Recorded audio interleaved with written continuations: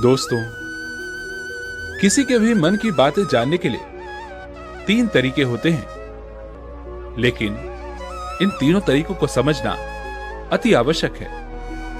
यदि आप इन तीनों तरीकों को समझ लेते हैं, तो आप किसी के भी मन की बातें बड़ी आसानी से जान सकते हैं, समझ सकते हैं। तो चलिए इसे एक बहुत कहानी के माध्यम से समझते हैं कि किस तरह से आप दूसरों की मन की बातें जान सकते हैं, समझ सकते हैं। बहुत समय पहले की बात है। एक छोटा सा गांव था। उस गांव में 2 भाई रहा करते थे। बड़ा भाई अंधा था, जिस कारण वो हमेशा घर पर ही बैठा रहता था, और छोटा भाई खेती किया करता था। लेकिन खेतों में अत्यधिक जानवर आने से पूरी फसलें नष्ट हो जाती थी, जिस कारण छोटा भाई बहुत परेशान हो चुका था। तभी उसे एक तरकीब सूझी। एक दिन उसने सोचा, खेतों में से इन जानवरों को भगाने के लिए क्यों ना मैं अपने बड़े भाई की मदद लूं। वैसे भी बड़े भैया अंधे हैं। अगर वह खेत में बैठे रहेंगे और जानवरों की आहट आने पर वो उन्हें जोर से चिल्लाकर भगा सकते हैं, जिससे हमारी फसलें बच सकती हैं। इसलिए उन्हें मैं खेत में बैठा देता हूं। यह सब सोच विचार करने के बाद उसने अपने खेत में ही एक छोटी सी झोपड़ी तैयार की और अपने अंधे भाई को वहीं खेत में बैठा दिया और उनसे कहा, भैया, यदि कोई जानवर की आहट आपको सुनाई दे तो आप जोर जोर से चिल्लाना। यह सुनकर वो जानवर यहां से भाग जाएंगे और हमारी फसलें नष्ट होने से बच जाएंगी। बड़ा भाई खुशी खुशी अपने छोटे भाई की बात मान लेता है और वह उस दिन से खेत में ही रहना शुरू कर देता है। जब भी किसी जानवर की आहट उसे सुनाई देती तो वह तुरंत से जोर जोर चिल्लाना शुरू कर देता, जिससे वह जानवर उसके खेतों से भाग जाता। ऐसा करते करते कई दिन बीत चुके थे। तभी एक दिन उसके खेत में एक हिरण भागता हुआ आया और वह खेत के बाड़ को तोड़कर वहां से भाग गया। लेकिन उसी हिरण का पीछा करते हुए एक राजा भी उस खेत में आ पहुंचा।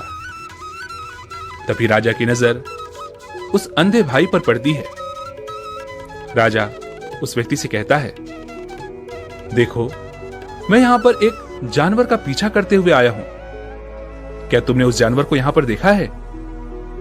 इस पर वह व्यक्ति कहता है, हे राजन, मैं तो अंधा हूं। मैं भला किसी जानवर को कैसे देख सकता हूं? लेकिन मैं आपको इतना जरूर बता सकता हूं कि जो जानवर मेरे खेतों से होकर भागा है वो आपके लायक नहीं है।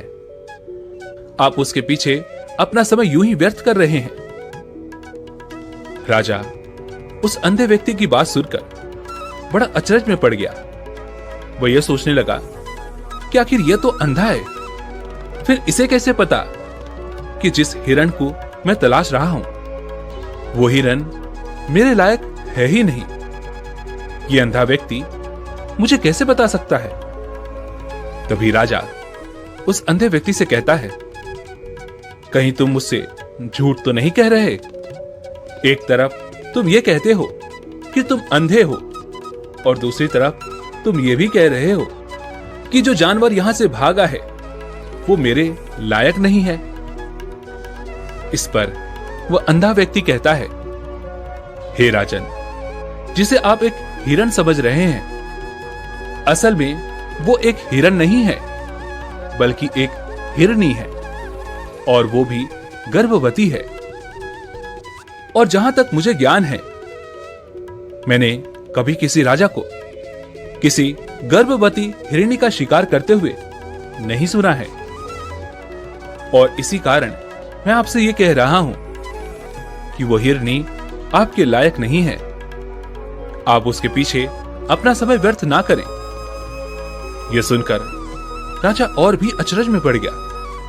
वो यह सोचने लगा कि आखिर ये अंधा आदमी ये कैसे जान सकता है कि वो हिरनी है और गर्भवती है।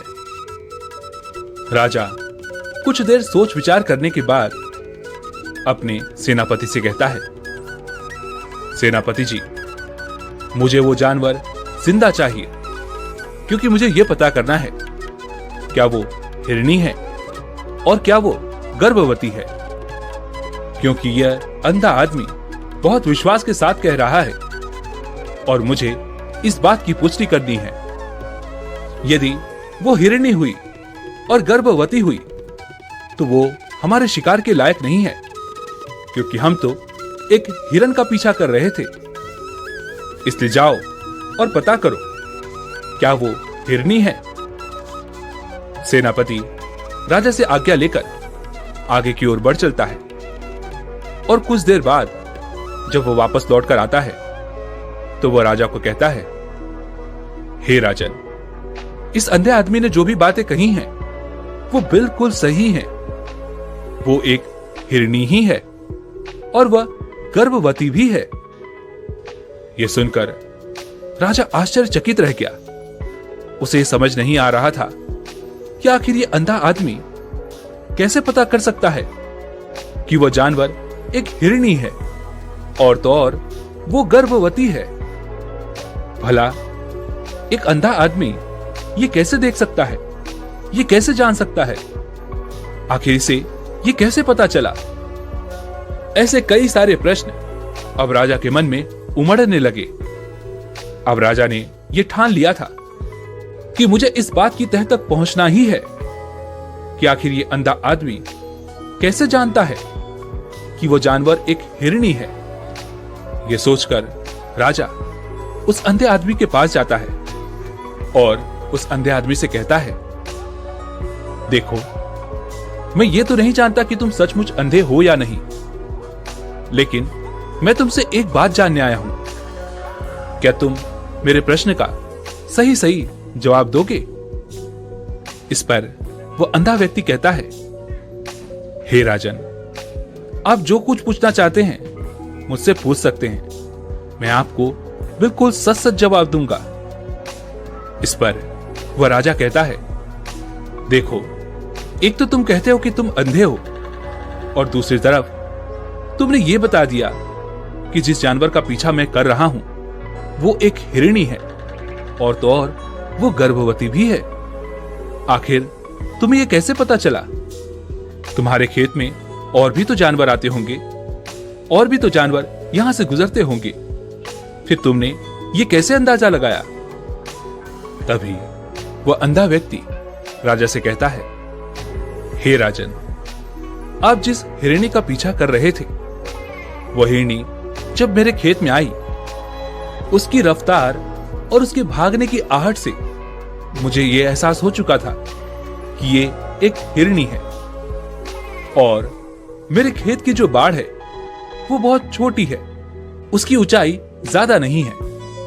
यदि कोई हिरण होता तो वो उस बाड़ को बड़ी आसानी से लांघ जाता, लेकिन वह हिरनी इस बाड़ को तोड़कर भागी है और यदि वो इस बाड़ को छलांग लगाकर पार करने का प्रयास करती तो इससे उसके बच्चे को खतरा होता। और इसी बात से मैंने ये पता लगा लिया कि वह गर्भवती है, जिस कारण वो ज्यादा ऊंची छलांग न लगाकर मेरे खेत की इस बाड़ को तोड़ते हुए भाग गई। इस पर राजा के मन में एक और प्रश्न उठा। राजा ने कहा, किंतु तुम्हें कैसे पता चला कि वह एक हिरनी ही है? और भी तो कोई जानवर यहां पर आ सकते हैं। इस पर वह अंधा व्यक्ति कहता है, हे राजन, मैं पूरा दिन सुबह शाम यहीं पर बैठा रहता हूं और मेरी सुनने की शक्ति बहुत तेज है। मैं ये भांप जाता हूं कि कौन सा जानवर मेरे खेत में आया है और उसी के आधार पर मैं जोर जोर से चिल्लाता हूं ताकि वो मेरे खेत से भाग जाए और मेरे खेत की फसलों को नष्ट ना कर पाए। राजा उस अंधे आदमी का यह जवाब सुनकर पूरी तरह से संतुष्ट हो चुका था। वह मन ही मन यह सोच रहा था कि यह आदमी भले ही अंधा हो, लेकिन यह तो बड़ा ज्ञानी मालूम पड़ता है। इस आदमी से कुछ न कुछ तो काम निकलवाना ही चाहिए। यह विचार लिए हुए राजा वहां से वापस अपने महल की ओर लौट जाता है। कुछ दिनों के बाद राजा अपने सेनापति को आदेश देता है कि जाओ और उस अंधे व्यक्ति को महल लेकर आओ। सेनापति अपनी राजा की आज्ञा का पालन करता है। वह तुरंत ही उस अंधे आदमी के पास पहुंचता है और उस अंधे आदमी को राजमहल चलने के लिए कहता है। वह अंधा व्यक्ति बड़ा चालाक था। वह यह समझ चुका था कि राजा जरूर मुझे कुछ न कुछ काम सौंपने वाले हैं और वह काम मुझे मुसीबत में डाल सकता है। लेकिन फिर भी उसने राजा की बात मान ली और वह सेनापति के साथ राजमहल पहुंच गया।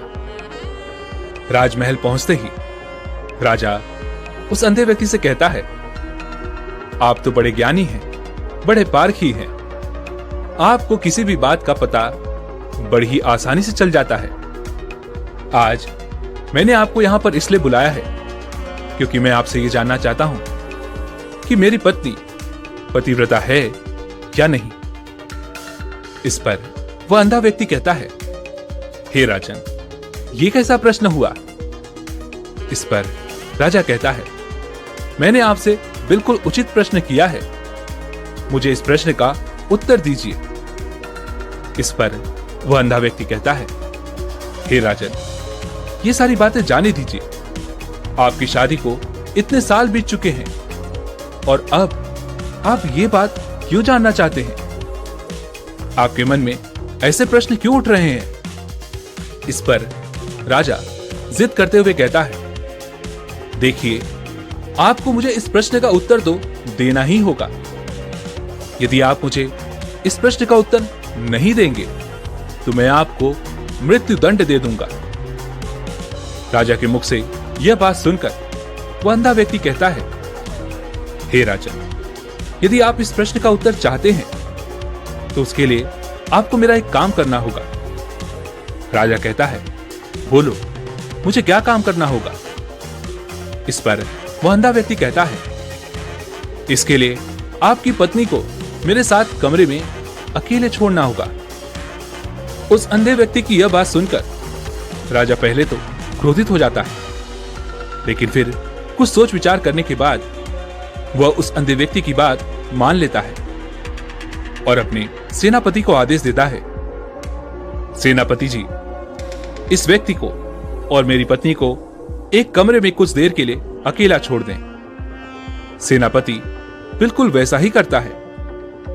अब राजा की पत्नी और वह अंधा आदमी एक कमरे में बंद हो चुके होते हैं। तभी वह अंधा आदमी राजा की पत्नी से कहता है, मुझे आपको छूना है।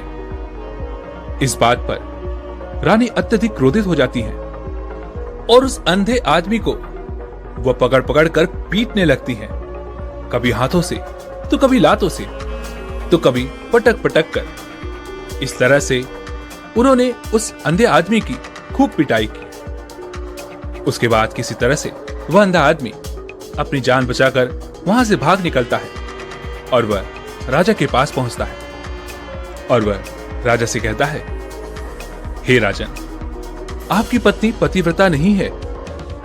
यह बात सुनकर राजा अत्यधिक क्रोधित हो उठता है और राजा अपनी तलवार म्यान में से निकालकर सीधा अपनी पत्नी की ओर जाता है और क्रोधित होकर वो अपनी रानी से कहता है, रानी जी, आज मैं जो भी सवाल आपसे करने वाला हूं उसका मुझे सच सच जवाब दीजिएगा और यदि आपने एक शब्द भी झूठ कहा तो मैं आपका अभी के अभी सर धड़ से अलग करवा दूंगा। तभी आगे वो राजा कहता है, मुझे बताइए, क्या आप पतिव्रता हैं या नहीं? इस पर रानी कहती है, हे राजन, आप भले ही मुझे जान से मरवा दीजिए, लेकिन मैं पतिव्रता नहीं हूं। राजा यह बात सुनकर बहुत खुश हुआ क्योंकि उस अंधे आदमी ने जो भी कहा था वो बिल्कुल सच था। यह बात सुनकर तुरंत ही राजा उस अंधे आदमी के पास पहुंचता है और आकर उस अंधे आदमी से कहता है, तुम्हें कैसे पता चला कि मेरी पत्नी पतिव्रता नहीं है? इस पर वह अंधा आदमी कहता है, हे राजन, बड़ी सीधी सी बात है। मैंने तो आपकी पत्नी से बस इतना ही कहा था कि मुझे आपको छूना है, और इस बात पर वो इतना क्रोधित हो उठी कि उन्होंने गुस्से में आकर मुझे लात घूंसों से पीटना शुरू कर दिया। और भला कोई औरत किसी और मर्द को कैसे छू सकती है? लेकिन उन्होंने तो ना आव देखा ना दाव, बस लात घूंसे मुझ पर बरसाने शुरू कर दिए। तो वो भी तो एक छूना ही हुआ। और एक पतिव्रता नारी कभी भी पराये मर्द को नहीं छूती। जब मैंने उनसे छूने के लिए कहा था तो वह उस वक्त मुझे मना कर सकती थी, लेकिन उन्होंने तो मुझे पीटना शुरू कर दिया, और देखते ही देखते उन्होंने मेरे पूरे शरीर को छू लिया। अब आप ही बताइए, ऐसी स्त्री भला पतिव्रता कैसे हो सकती है? इस पर वह राजा कहता है, तुम तो बड़े ज्ञानी मालूम पड़ते हो। अच्छा ठीक है, चलो तुम मेरे एक प्रश्न का और जवाब दो। यदि तुमने मुझे इस प्रश्न का सही सही जवाब दे दिया तो मैं तुम्हें यहां से जाने दूंगा। आगे राजा उस अंधे आदमी से कहता है कि तुम मुझे यह बताओ, क्या मैं सच में अपने पिताजी का ही बेटा हूं या फिर किसी और का? इस पर वो अंधा आदमी कहता है, हे राजन, इस बात से आपका क्या लेना देना? आप किसी की भी औलाद हो, आखिर आप हैं तो इस राज्य के राजा, इसलिए इस प्रश्न को जाने दीजिए।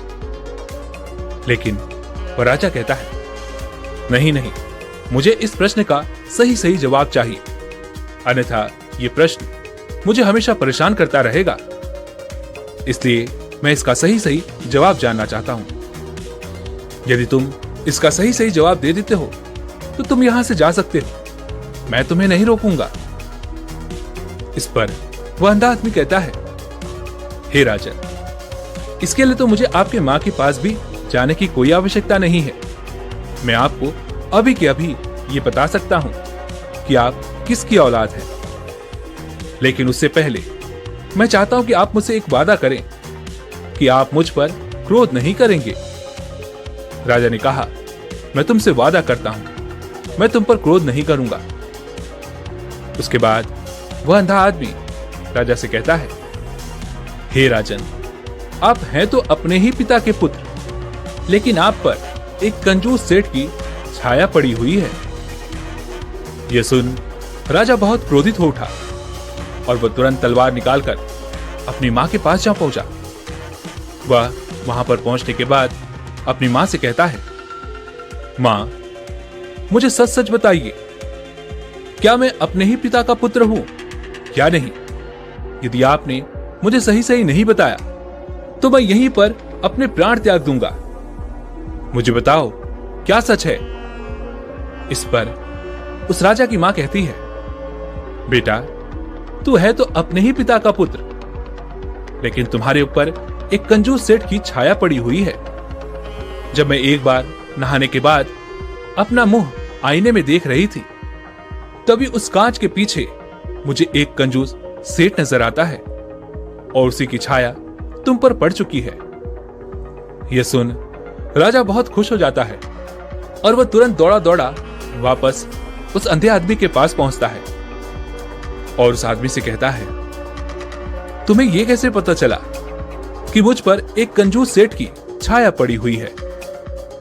इस पर वह अंधा आदमी कहता है, हे राजन, आपने मुझसे कई सारे सवाल पूछे जिनका जवाब मैंने आपको सही सही दिया। यदि कोई और राजा होता तो मुझे इसके बदले में ढेरों सारे इनाम मिल चुके होते, लेकिन अब तक आपने एक फूटी कौड़ी तक नहीं दी है। इस बात से ही मैंने यह अंदाजा लगा लिया था कि आप बहुत कंजूस हो। यह बात सुनकर राजा जोर जोर से हंसने लगा और कहता है कि आप जो भी मांगेंगे वो मैं आपको अवश्य दूंगा, लेकिन मुझे ये बताओ कि तुम्हें कैसे पता चल जाता है कि कौन सी बात सही है और कौन सी गलत? तुम किसी भी बात का इतना सटीक और सही जवाब कैसे दे पाते हो? इस पर वो अंधा आदमी कहता है, हे राजन, मैं तो वैसे ही अंधा हूं। यदि मेरी आंखें होती तो मैं किसी की भी मन की बातें बड़ी सरलता से जान लेता। मन की एक भाषा होती है और यह भाषा मनुष्य के शरीर के व्यवहार के रूप में देखी जा सकती है। उसकी आंखों से, उसके होठों से, उसके काम करने के तरीके से, उसकी क्रियाओं से यह पता किया जा सकता है कि आखिर उसके मन में क्या चल रहा है। उसके आधार पर हम किसी के भी मन की बातें जान सकते हैं। लेकिन मैं तो जन्म से ही अंधा हूं, मैं देख नहीं सकता, इसलिए मैं क्रियाओं से देखता हूं। यदि मुझे कोई बात जाननी हो तो अगले आदमी को कुछ काम देना पड़ता है, जिस पर वो व्यक्ति किस प्रकार काम करता है, किस तरीके से उस काम को करता है, उसके आधार पर ही मैं ये पता कर पाता हूं कि आखिर उसके मन में क्या चल रहा है। तभी वो राजा कहता है, तो क्या इसका अर्थ यह हुआ कि मैं भी किसी के मन की बातें जान सकता हूं? इस पर वह अंधा आदमी कहता है, हे राजन, अवश्य, किंतु उससे पहले आपको अपने ऊपर काम करना होगा, और वो है अपने मन को शांत करना, अपने मन को वर्तमान में लाना, जिसके लिए मैं आज आपको 3 तरीके बताने वाला हूं। और ये तीनों ही तरीके बड़े ही आसान और सरल हैं। किंतु हे राजन, उससे पहले आपको एक काम करना होगा, अपने मन को एकाग्र करना होगा। जब हम अपने मन को एकाग्र करते हैं, अपने मन को वर्तमान में लाते हैं, तो हम दूसरे के मन की बातें जान सकते हैं, क्योंकि वो आदमी अभी भी अपने मन में वर्तमान में ही सोच रहा है, और हमें भी मन को वर्तमान में ही लाना होगा, तभी हम उसके मन की बातें जान सकते हैं। यदि हम अतीत में हुई घटनाओं के बारे में सोच रहे हैं, तो वो जो अगला आदमी वर्तमान में सोच रहा है, वर्तमान में अपने मन में बात कर रहा है, वो हम कैसे जान पाएंगे? क्योंकि हम तो अतीत की घटनाओं में डूबे हुए हैं। इसलिए किसी के भी मन की बातें जानने के लिए सबसे पहले हमें हमारे मन को एकाग्र करना होगा, उसे वर्तमान में लाना होगा। आगे वह अंधा व्यक्ति राजा से कहता है, हे राजा, जो 3 तरीके मैं आपको बताने वाला हूं, इन 3 तरीकों से आप बड़ी आसानी से किसी के भी मन की बातें जान सकते हैं। उसके बाद वह अंधा आदमी राजा से कहता है, हे राजन, जो सबसे पहला तरीका है वह है आंखों पर ध्यान देना।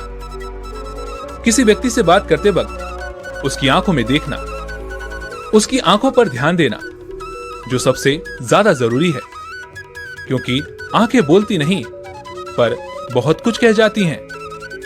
यदि हम किसी व्यक्ति की आंखों के इशारों को समझना सीख जाएं, तो हम ये जान पाएंगे कि व्यक्ति के दिमाग में क्या चल रहा है, वह क्या सोच रहा है और अभी वो क्या करने वाला है। मेरे पास आंखें नहीं है, लेकिन मैंने अपने गुरु से यह विद्या सीखी है, क्योंकि बहुत सालों पहले मेरे पास आंखें थी और मैं उस वक्त लोगों के मन की बातें केवल उनकी आंखों से ही जान लेता था। इसलिए यदि आप भी दूसरों की मन की बातें जानना चाहते हैं, तो आपको भी उनकी आंखों पर गौर करना चाहिए, जैसे कि उनका आकार कैसा है, वो कब, कहां और किधर देख रहे हैं। यदि उसकी आंखें यहां वहां घूम रही हैं, जब आप उससे बातें कर रहे हैं, तो वो आंखों को इधर उधर मोड़ रहा है, कभी ऊपर तो कभी नीचे या कभी आसपास, या फिर उसकी आंखें खुश नजर आ रही हैं, या फिर आंखें निराश नजर आ रही हैं। जैसे कि एक चोर होता है, उसकी आंखों में जब हम देखते हैं तो हमें यह पता चलता है कि अगले आदमी ने कोई गलती की है। ठीक उसी प्रकार जब हम किसी चालाक व्यक्ति की आंखों में देखते हैं, तो आपको पता चलेगा कि उसकी आंखों में एक भाषा होती है, एक बहुत ही सीधा और आसान तरीका होता है। यदि आपको यह पता लगाना है कि सामने वाला व्यक्ति आपसे झूठ कह रहा है या फिर सही, तो आपको उसकी आंखों पर ध्यान देना अति आवश्यक है। यदि आपसे बात करते वक्त वो व्यक्ति अपनी आंखें यहां वहां घुमा रहा है, ऊपर नीचे इधर उधर दाएं बाएं हर जगह देख रहा है, तो इसका अर्थ यह हुआ कि वह उस बात से निकलने का कोई रास्ता ढूंढ रहा है, वह कोई झूठ बना रहा है। यदि सामने वाला व्यक्ति आपसे कुछ झूठ कहने का प्रयास कर रहा है, तो वो आपसे नजर नहीं मिलाएगा। वो यहां वहां देखेगा, ऊपर नीचे देखेगा, लेकिन वह आपकी आंखों में आंखें डालकर कभी नहीं देख पाएगा, क्योंकि उसे डर है यदि उसने आपकी आंखों में आंखें डालकर देखी तो उसका झूठ पकड़ा जाएगा और लोगों को सच्चाई का पता चल जाएगा। और इसी प्रकार कुछ और भी भाषाएं होती हैं। जब आप किसी की आंखों में आंखें डालकर यह देखना शुरू कर देंगे कि उसके हाव भाव क्या है, ठीक उसी प्रकार चेहरे के भी हाव भाव होते हैं, जिससे हम मन की बातें बड़ी आसानी से समझ सकते हैं और इन्हें भी समझना बहुत जरूरी है। कभी कभी कोई व्यक्ति अपने चेहरे से, जैसे आंख, होंठ और बहुत से कुछ अलग अलग व्यवहार करता है। यदि आप किसी व्यक्ति के चेहरे में गौर करेंगे तो आप आसानी से समझ पाएंगे कि वह व्यक्ति निराश है, या वह व्यक्ति बहुत उदास है, या फिर वह बहुत खुश है, या फिर उसे कोई बहुत बड़ा दुख है। वो अपने अंदर क्या महसूस कर रहा है, ये सारी बातें हम उसके चेहरे के हाव भाव से पता कर सकते हैं। फिर चाहे इंसान जुबान से कुछ बोले या ना बोले, लेकिन आप उसके चेहरे से सब कुछ पता कर सकते हैं। आगे वह अंधा व्यक्ति राजा से तीसरा तरीका बताते हुए कहता है, हे राजन, इसी प्रकार तीसरी भाषा भी है, अर्थात तीसरा तरीका भी है, और वह है हाथों के इशारे और शरीर का व्यवहार। मन की बात समझने के लिए हमें हाथ के इशारे और शरीर के व्यवहार को समझना बहुत आवश्यक है। कोई व्यक्ति जब भी बात करता है तो आपने देखा होगा कि वो अपने हाथों को हिलाता रहता है, अपने हाथों से इशारा करता रहता है।